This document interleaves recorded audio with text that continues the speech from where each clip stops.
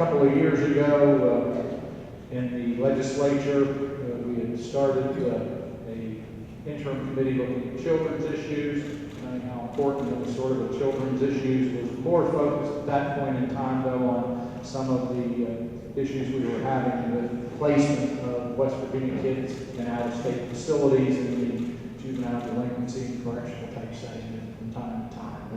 But over the last year, we have created, at least in the Senate, a select committee on children in poverty that has been chaired by Majority Leader Senator Unger, in working with various members of the Senate, and frankly, the committee now is the select committee now chaired with Delegate Longstreth as well from Marion County. This committee is an interim select committee that is studying children and other issues, and hopefully a lot of the topic areas will overlap. It's important, I think, for all of us to understand the cycle of poverty in this state, particularly with children, can be addressed, can be fixed.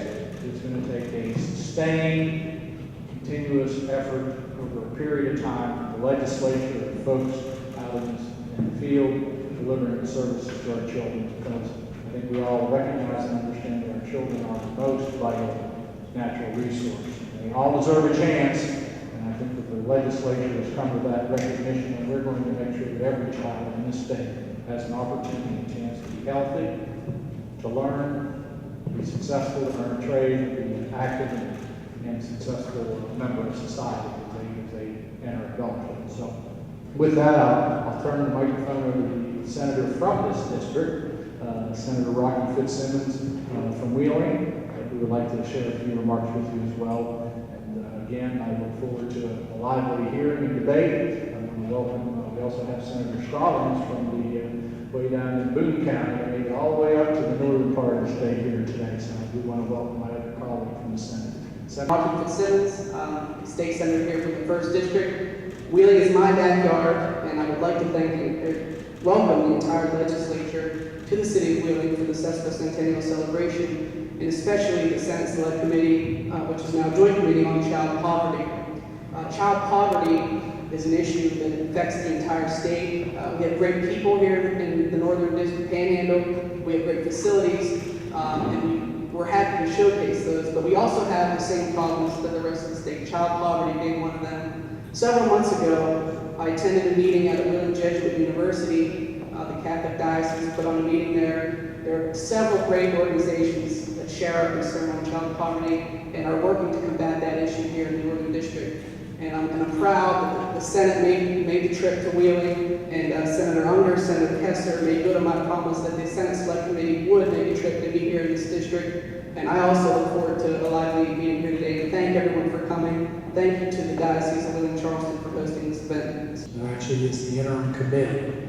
And so that's what we have here today. And I'm going to let them introduce themselves here right now, and then we'll lay out how the public forum, and what we're looking for. And we want to invite you to come forward here at the mic and be able to give testimony and witness. I would say the biggest thing that I've observed, which a lot of people probably know here, is when working with families that are lower income, it's almost impossible for them to afford their housing right now, and that has gone up. One family that I've been working with has a rent of $750, and it's kind of like a slum, and their income right now is $620 in disability. So that's an example of one family that I've seen that I work with who cannot even make ends meet, and that's the cheapest that they could find is almost $800 for housing that has bugs and everything else you can imagine. So that's kind of one thing that I've seen. And some of our homeless clients that are trying to get into housing also are having great difficulty with their income. Rent is probably $600, $700 at its lowest, plus utilities. And it's made a big impact even on people that working families, even if they're not homeless, when they're two-parent families that are working, trying to find housing. So I just had a simple comment. That's what I've observed. Thank you very much. I work with a program at Legal Aid. Two programs, our behavioral health program, which deals with adults with mental illness and substance abuse programs throughout the state. I also work with our advocates at both Sharp and Bateman Hospital, trying to transition patients there out into the communities. And one of the issues we're finding with obtaining housing is that many people in poverty, both parents of children and just those with mental illnesses, don't have IDs. With the new federal regulations, it is very hard for people without an address to get an ID. And it is very hard to get housing if you don't have an ID. It is a circular problem. It's a catch-22 that many people in poverty are now finding themselves in. Something that addressed the ability of the state and state agencies, DHHR, the Bureau for Behavioral Health and Health Facilities at the state hospitals, in working and collaborating with the Department of Motor Vehicles to make sure that when people are discharged, they are being discharged with a valid state ID.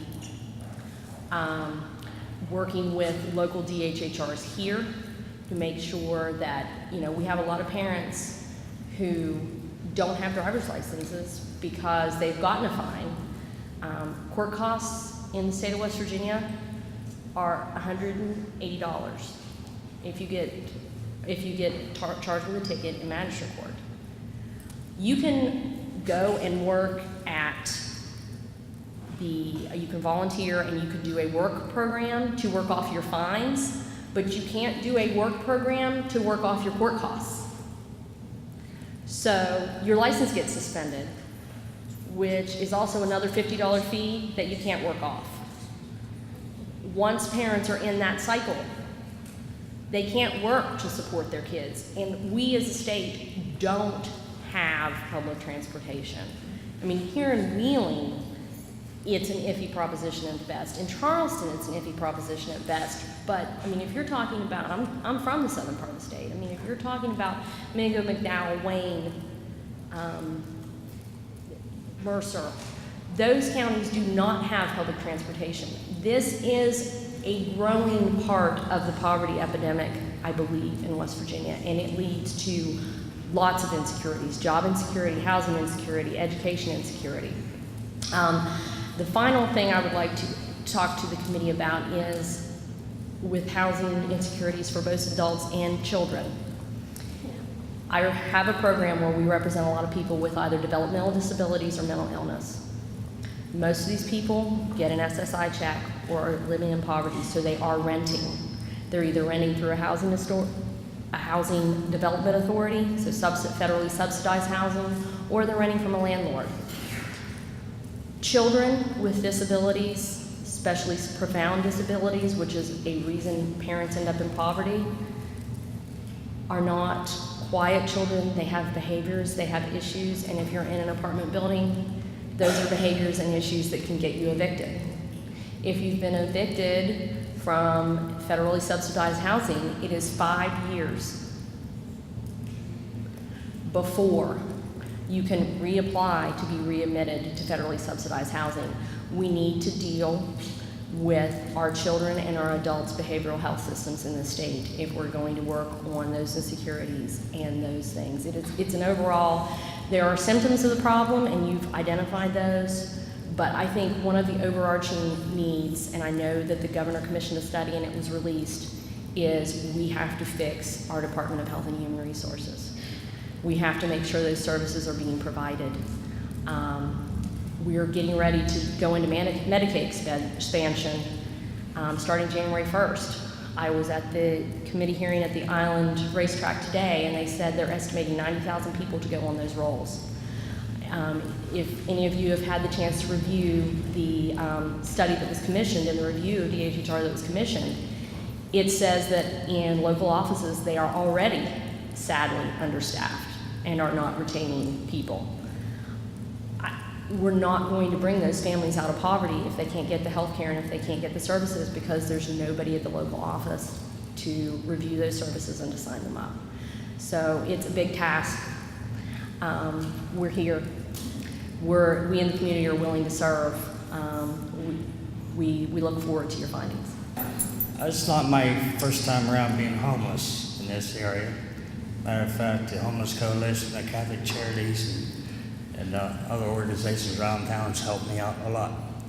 This time around, you know, it's with the oil people around here, cost of rent to go so sky high, that people on fixed incomes, welfare, Social Security, SSI, you know, just, you can't afford it. A lot of landlords are raising rent, more or less throwing you out on the street because you can't pay. You don't have that kind of money. You're on fixed income. So, you know, it's either, you know, you do your best to try to survive, and a lot of people are at the Salvation Army, Northwood Health Systems got a little homeless shelter. You know, this time around, I got lucky. I knowed somebody that had a place. It wasn't quite great, and the rent was going to be up real high. And I said, man, come on, you know I can't afford that. I did some bartering. Let me move in, I'll finish remodeling the place. The Homeless Coalition helped me pay my security deposit and stuff so I can get in off the street. You know, if it wasn't for the help that I received from the organizations around here, I'd still be on the street. A place where I can't be because I'm disabled. I got a bad hip, placing screws. And, you know, it's not fair. These oil people are in here that, you know, got all this money. They're hiring local people. It's all out of towners. How are they helping the community? I mean, yeah, business people, but they're hurting everybody else. They're hurting the people that need the housing. You can't get it if you ain't got the money they got. Rent's going high. It's not fair. People that live around here, live around here all their life, find themselves out on the streets begging. When, you know, well, what people like that, what are you supposed to do? That's why I'm here today. That's why I'm speaking. Maybe you can help us. That's what this place needs, help. Not let things get out of hand with all these oil people and stuff. You know, they're hurting the people in this community. Thanks. And I'm here to speak on the behalf of my families that stretch from Hancock to Wetzel County.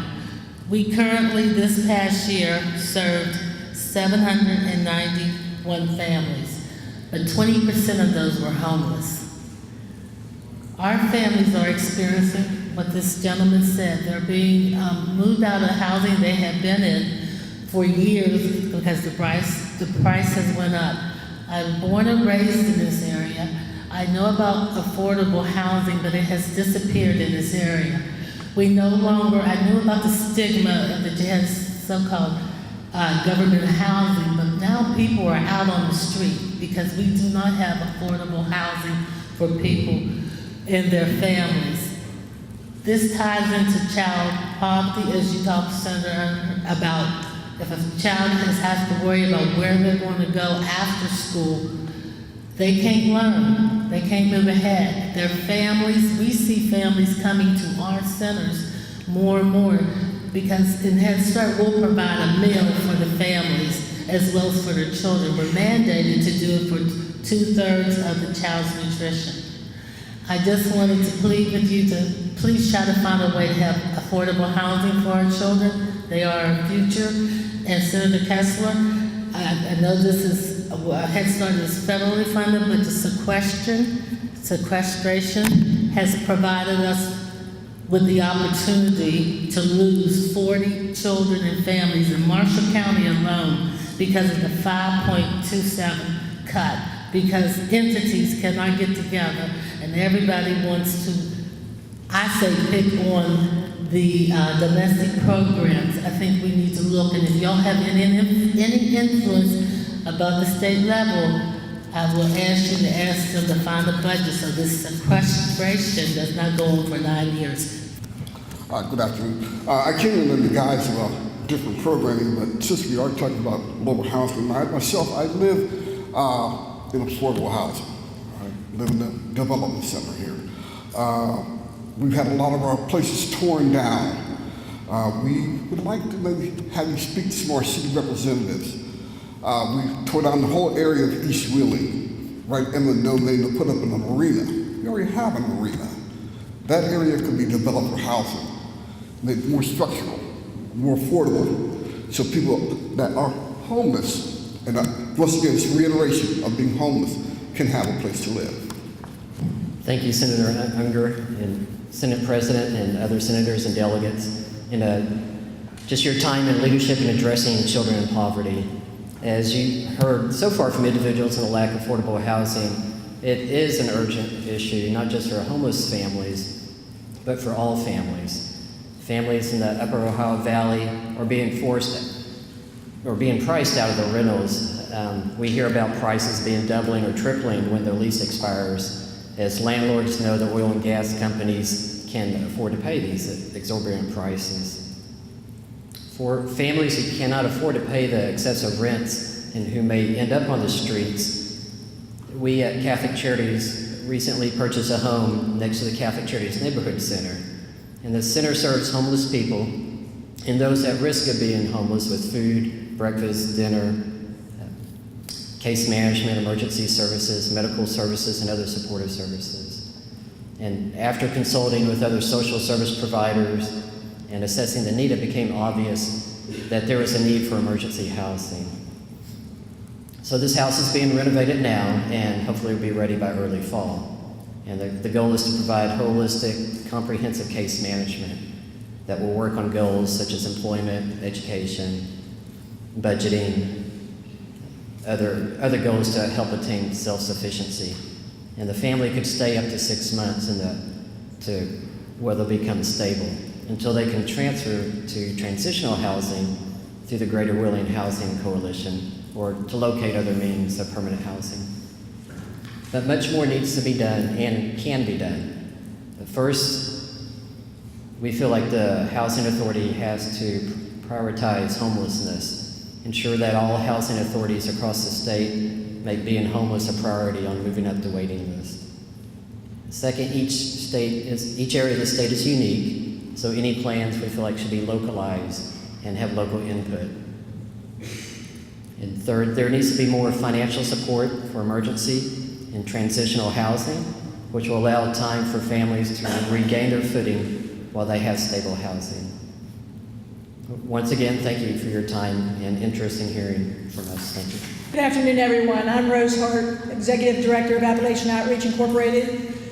Our mission is to supply bed, couch, dresser, chair, and so forth to people moving into housing who have lost their items due to disaster or extreme poverty. We can provide housing eventually to people that need it, but we have to provide the bed, the dresser, the couch, the chair, and the table as well. I think if we could try to encourage that throughout the state, one of the biggest needs is warehousing. We run on a shoestring.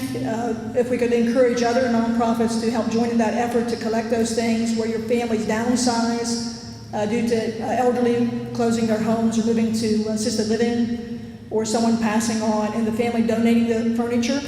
We need to coordinate that and help that to get into the hands of our people going into housing, that they can have the material goods they need to be successful in that new house. Thank you for your time and your ability to be here with us in this journey together. I'm Jessica Ernest. I also work for Northern Panhandle Head Start. I think our executive director did a great job of talking about the families that we work with. Today, I can give you my account personally of dealing with housing in the area. I'm 23 now. I have a daughter, she's 3. I'm a single mom. I was 20 when I found out I was pregnant, and one of the first things I did was apply for the Section 8 Housing Choice Voucher Program through the Wheeling Housing Authority. I was on the waiting list there for a year and a half before I had an opportunity to participate. Thankfully, I had a support system to help me for that first year of my daughter's life. When it was my turn on the waiting list, I had a certain amount of time to find housing here in Ohio County, because that's the housing authority that I was a participant in. I was unable, after trying newspaper, Craigslist, going to people I know looking for places, to find something that had a rent set at what the housing authority would approve to help me pay that. Luckily, I'd lived in the area for at least a year, so I had the opportunity to transfer my voucher to Marshall County, where I had a lead on an apartment. At that time, it was a 2-bedroom for $450, which is basically unheard of now. That would have been June of 2011. So I was able to transfer my voucher, keep that. At the time, I was a full-time student, part-time waitress, so without that, I could not imagine paying rent on my own. And there was a time when I actually broke my foot waitressing, which basically left me without income. And the Housing Choice Voucher Program was able to pick up my rent completely and cover me for about 2 months, which I would have been homeless without. I maintained my participation in this program, and I was able to transfer back to Ohio County. Sorry, I cry. I was able to move back to Ohio County, which is where my friends and family are, like my whole support system for my daughter. I got my job with Head Start, which has been a lifesaver, but I still have to use the program. I know right now in Marshall County, they have completely closed the program for applications. I see so many young moms. Thanks. I see so many young families that I work with, moms who are in the exact same situation I was in 3 years ago, who don't even have this opportunity because the programs are closed. There's still the Moundsville Housing Authority doesn't have the Section 8 Housing Choice Voucher Program. And that's not living in housing. It's actually you select an apartment, they come in, they inspect it, they approve it, and they just help you pay your rent. And lets you live, in any apartment that's approved. And I know Moundsville Housing Authority does not have it. Benwood McMecken had it. They transferred everything to the Parkersburg Housing Authority. And that housing authority is no longer accepting any applications for the program. I'm not sure exactly where Wheeling Housing Authority is on it, but 3 years ago it took me 1.5 years to even get in. So I know that it's a huge issue. My rent now is set at $600. Luckily, my landlord cannot raise that rent unless it's approved through the housing authority, but she can, terminate my lease at the end of it. I see a lot of families that I work with getting displaced because unfortunately they're not part of a program where a landlord has to agree to a fixed rent. And 1 month the landlord can just say next month your rent's going up $50. And they can't afford that month after month after month. And the landlord puts them out, displaces them because they want to compete with other property owners in the area who are getting much more for their properties because of oil and gas industry workers willing to pay $750 for a 2-bedroom apartment, which families from this area not working in that industry are just not able to afford. I guess that's all I have to say. My name is Grace Norton, and I live in Wheeling. I've spent about 1.5 years researching food, nutrition, medical problems resulting from malnutrition, one thing or another, in this region a little over a year ago. But one of the several things I encountered. First of all, you guys have correctly figured out that there's a link between poverty, obesity, and some of these kinds of things, and you're not going to solve any of them until you solve all of them. But some things that I didn't hear addressed. One, I discovered that a large percentage of parents no longer know how to cook using fresh, nutritious ingredients. They know how to microwave a pizza, those kinds of things, but they haven't the foggiest notion how to go to Jebbia's or the produce department and pick out what would be nutritious meals for their kids, and even less of an idea of how you cook it if you bought it. And it seems to me we do need to create some kind of program to help parents, particularly those of the food insecure children and the food insecure families. We need to develop some kind of program to teach them how to cook. There are a couple of pilot programs I'm aware of around the state that have been quite successful, but it literally involves getting your restaurant chefs and your school cooks and others to volunteer their time, getting churches and schools to volunteer their kitchens in order to try to help these folks learn what they need to learn. But it doesn't happen unless there's some money out there. I do know that ConAgra has a program to help subsidize the cost of these programs. But it would be well worth investigating what we might create for the state to help solve that problem in order to see to it that kids get more nutritious meals at home. Unfortunately, when we give them backpacks, things like this, we're giving them non-perishable stuff, not fresh produce. And this is a pretty stopgap measure, especially in the summer for kids. Secondly, I'd like to see you create some kind of program that mandates that all schools have gardens as part of their school campus, so that they can both furnish part of the food that kids eat, and also several of us are beginning to work on trying to isolate those factors in those learning objectives in the state curriculum, that you could use a garden to teach lessons to help develop that particular learning objective. And we see it quite an opportunity here to involve parents and teachers working together to help grow the food, involve the kids in it too, involve the kids in eating this stuff and learning what it all tastes like and so forth, and also learning how to calculate things like how many pounds of something it takes to feed 4 people or whatever. We can work this in math lessons, science lessons, social science lessons, all kinds of things. But we think that there's a great deal of opportunity here. You've begun to scratch the surface on this, and I'd like to encourage you to go a lot further. But I think there's another area I'd like to just mention. The ID bill that you folks passed, or the requirements to get the driver's license now and a photo ID. I know when I had to get, because I lost them, a new birth certificate and marriage certificate and so forth, cost me $38. Now that's about 25 meals on a food stamp budget. A friend of mine who is single, never been married, but born out of state, cost her $60. So when you set these kinds of requirements, now I understand we want people not to commit voter fraud and some of these kinds of things, but we don't really have that big a problem, and the cost here is eating into what people have, especially poor people have, available for rent and food.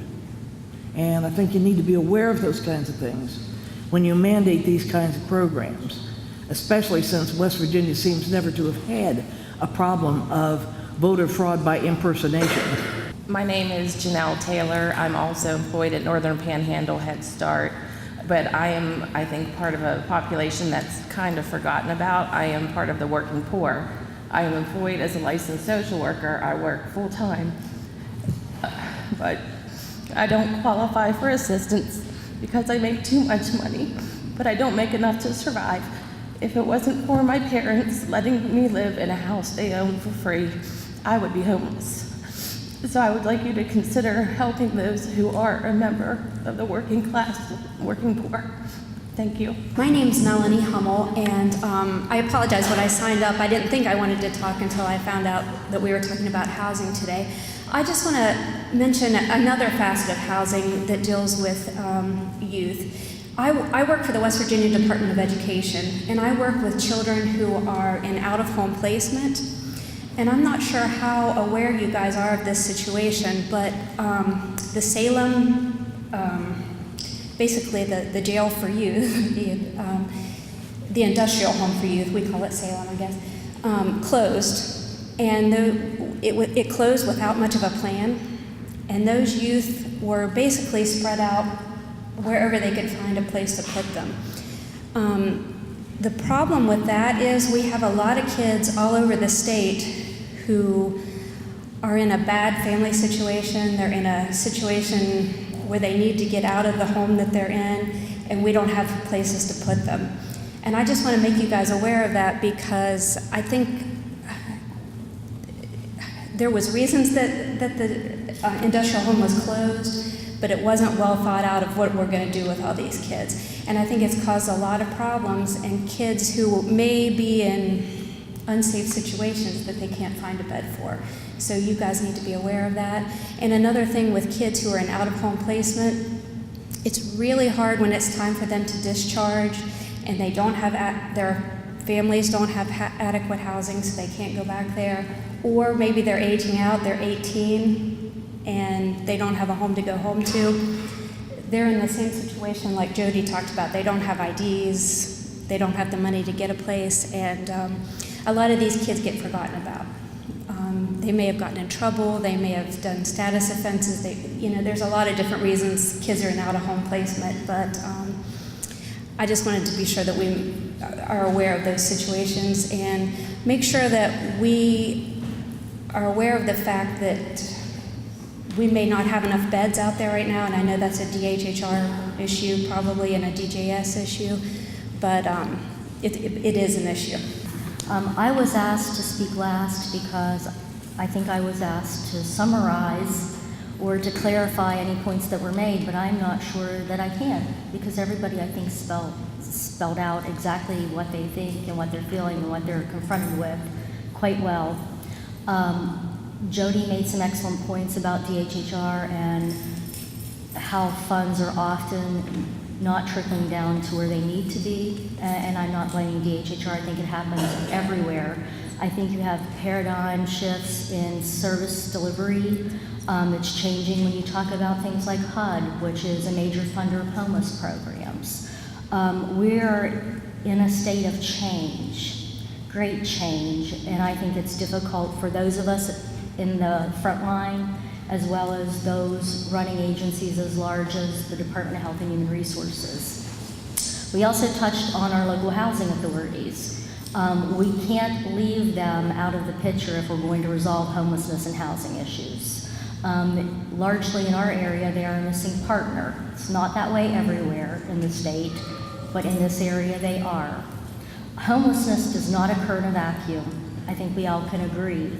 It's a culmination of many things. It's economics, it's housing, it's family systems, it's education and health. You can't have people critically mentally ill raising children without proper behavioral health and expect those children to grow up to be healthy, productive adults. The system's flawed in many ways. When all those things come together and a person's underpinning of their world comes apart, we see homelessness result.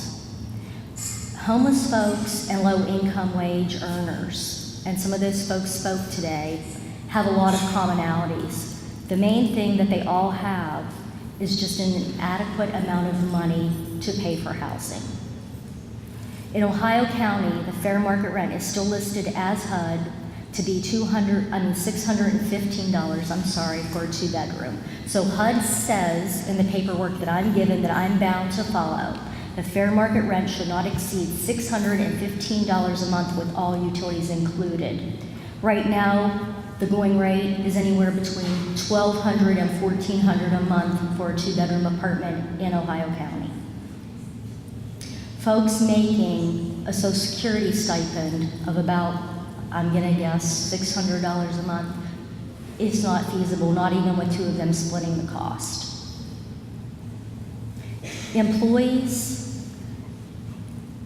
of the drilling companies have an advantage, and I don't want to sound negative because I think economic growth is critical, and I agree with that. But they have an advantage. Their employers will cover the rent if they fail to. Their employers will find them housing, they'll guarantee the payment, they get stipends. Our folks that are out there working, waiting tables, working in even sometimes positions where you're demanded to have a college education and carry credentials, aren't able to afford what the housing market is dictating right now. We're going to see a new wave of homelessness. And one of the solutions on the table, one of the new policies that we're looking at is something called Housing First. And I'm here to tell you, while it works in some areas, it won't work in ours. Housing First is a concept where they want us to place people immediately in apartments, pay a first month's rent and deposit, and then cut them loose. That system fails. In fact, if you look at a study from New York City where it was the children and the Institute for Children in Poverty and Homelessness, they studied a Housing First program. They called it rapid rehousing, and for 6 years, they transitioned 33,000 homeless families out of shelter into this quick, expedited fast track. And what they found out was their recidivism rate went up to 179%. Rapid rehousing cost them $1 billion. The old way would have cost them $174 million. Sometimes the new approach isn't always the best approach. Some folks will do very well for rapid rehousing. Those folks are folks who are able to get temporary assistance and be on their feet and on their way. Typically, the person who's homeless that has mental health issues, undereducation, or other problems will not do well in a housing first approach. So I think we have to have a two-pronged approach. I'm asking you all, as our leaders in this state, to consider that we do need probably an interagency task force on homelessness or housing. I believe we do. But I want to caution you, when you form that committee, if you do, to please look at the broad issues. A committee can safely address broad issues. For example, we talk about things like discharge planning. When somebody comes out of incarceration, the hospital, the foster care system, there should be a plan in place where those folks do not go into the streets. A planning council can do that. A planning council can even look at access to mainstream resources. They can start to bridge the gaps between DHHR and Social Security. They can allow homeless programs to have liaisons. Those are the big picture. Public housing authorities should prioritize homelessness. If you are a homeless person, or if you are a person in need of housing immediately because you are doubled up, you should not be at the bottom of the waiting list. You should not wait 2 years. There should not be a housing authority in the state of West Virginia that doesn't list homelessness as their #1 priority. The fourth thing is each continuum. We have 4 continua in the state. Each one of us should have a way that we can have a coordinated intake and assessment process. In Wheeling, we've done this for 25 years, and it's the only way to do it. We have a one-stop shop where homeless people come through our agency, and we then refer out. It works great, but that needs to be funded in each continuum. Those are the big pictures I think an interagency council can tackle. What will happen, though, if we're not careful, is what happened in New York City. If we try to do a one plan that fits all, and we start to micromanage our communities, and we start to go into our local communities and say, you have to do this approach. It's the only approach, or this consequence will happen, or you will be reprimanded. That's a dangerous game. Each community that you serve in West Virginia is very unique. It's very dynamic. It's full of great people. It's full of poor people. We as a community know our people the best, and the best thing that you can do is allow us all to develop our plans and to support the broader picture. I want to thank you. I appreciate you listening to our many woes. We have good people in this community.